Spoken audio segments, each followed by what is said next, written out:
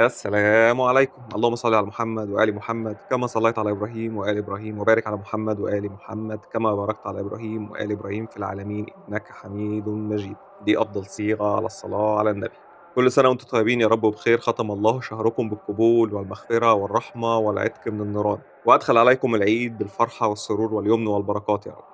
بافكّركم وبافكّر نفسي زي ما كان بيقول أحد الصالحين: كونوا عبادًا ربانيين ولا تكونوا عبادًا رمضانيين. رب رمضان هو رب شوال هو رب أيلول، فكون رمضان خلص والعيد جه فإحنا ما خرجناش من الإسلام، إحنا خرجنا من الصيام بس. لكن اخرج برمضان بالحاجات الكويسة اللي عملتها خلال الشهر. كنتش بتصلي والتزمت في الصلاة، كمّل بعد رمضان. في حاجة وحشة كنت بتعملها بطّلتها في رمضان، كمّل عليها. كنت بتدخن وقلّلت، كمّل بعد رمضان وإن شاء الله تبطّل خالص. وحتى لو ضعفت بعد رمضان ورجعت تعمل الغلط تاني، استعن بالله وانوي التوبة النصوحة وخلّيك على يقين إن أنت هتكمّل فيها وإن شاء الله ربنا هيقويك ويساعدك. فكل سنة وأنتم طيبين يا رب وبخير، وربنا يجعل أيامكم كلّها عيد وفرحة وسعادة. كنت معاكم مصطفى سعد والسلام عليكم.